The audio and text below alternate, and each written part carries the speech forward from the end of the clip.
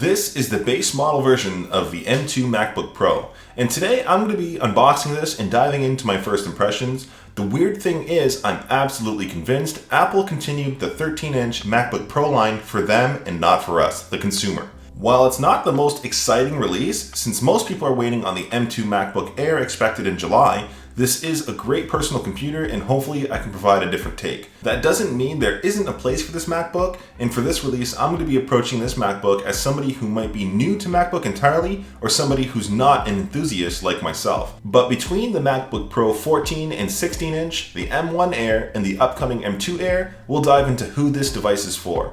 But jumping into the unboxing, it's business as usual, but the crazy thing is the MacBook is just so copy-paste from the last model, even the packaging is actually the same. And they even slapped a sticker over top the old sticker that reads the M1 specs. No biggie, it's just a funny observation. Inside, you've got the MacBook Pro itself, and same with every other unboxing, you've got the design in California, made in China documents. I don't know if people actually care about these stickers, but they mention it every single time, so yeah, they're there. And this model doesn't come with the dual port charger, but this one is still 67 watts. You won't find MagSafe here, and with that is the Type-C cable for charging and connection. But getting this MacBook unwrapped and in hand, I can still see why Apple mentioned this being the second most popular MacBook. Yes, the design is old and dated, but it still looks incredible despite being a 6-year-old design. Again, most of you watching might be familiar with the design and everything about it, but for the average user coming into MacBooks or upgrading from something super old, this is a new design to them. It's super thin and built really well. Comparison is absolutely the thief of joy in this situation, comparing it to something like last year's MacBook Pro 14 or the upcoming M2 Air. Of course, it does have thicker bezels and a smaller display,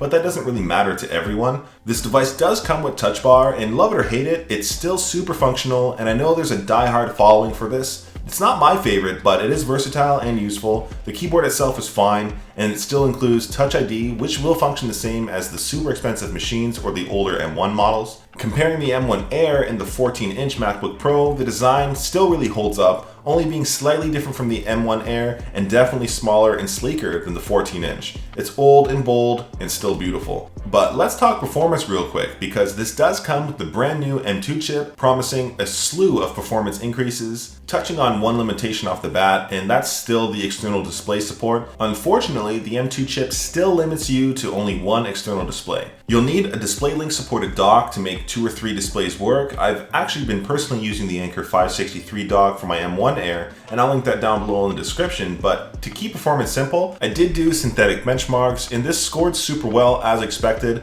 but truly I find benchmarks kind of boring. We all know these chips are super powerful, but the M1 chip itself was no slouch, and honestly the M2 chip is obviously more powerful, but what do these numbers mean? Well, for the normal everyday user, there's not really much of a difference for everyday stuff like web browsing, word processing, or watching any sort of content. The real difference comes with doing things like video editing, exporting projects, or anything else that actually puts the power to use.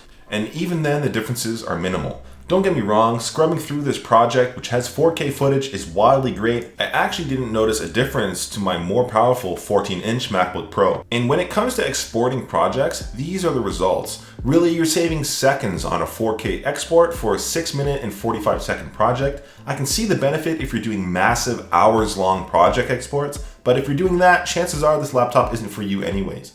Briefly, the camera and speakers are fine. Really, they're just fine. Not good, but they do the job. Obviously, they won't be as good as the more expensive systems. This is a really powerful notebook, but still, why does it exist? Well, from a business standpoint, I believe this MacBook exists solely as a pricing guide to the higher priced MacBooks. And what I mean by that is, it's there to justify the price of the new M2 Air being $200 more expensive than the last iteration. When you stack up that beautiful, newly designed, almost equally powerful MacBook, and you see the dated M2 MacBook Pro, it's an easier pill to swallow snagging the M2 Air. Then when it comes to the Pro line, the second you start speccing up the M2 MacBook Pro 13 at all for RAM or storage, you're closer and closer to the price of the 14 and 16-inch MacBook models, which are superior in many ways.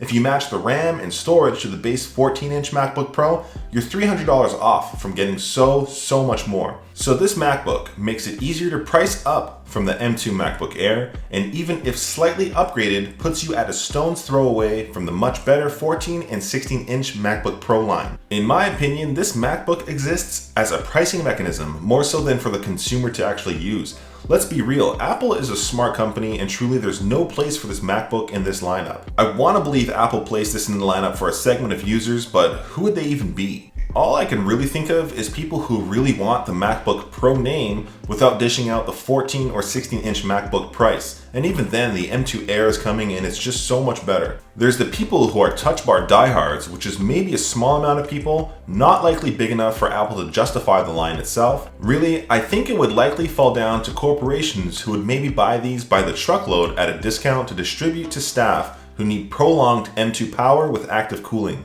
and an insane battery life. You'll get the M2 chip, forgetting about all the bells and whistles you find on the M2 Air or the more expensive Pro lineup. Overall though, it's still a great laptop, especially if you're coming into the MacBook space new. If you're watching this video, it's more likely that you're an enthusiast like myself, but don't forget there's even more people who simply want a device with that Pro name that will deliver more than enough power. And sometimes all it really comes down to is huge battery life to be good enough for somebody. I think that unless you're in that specific mentioned Touch Bar niche, it would really be best to wait for the M2 MacBook Air, which is confirmed to be out next month, and even then the M1 Air is an incredible, capable, and powerful machine. But anyways, that's been it. Thanks again for watching. We'll catch you in the next one.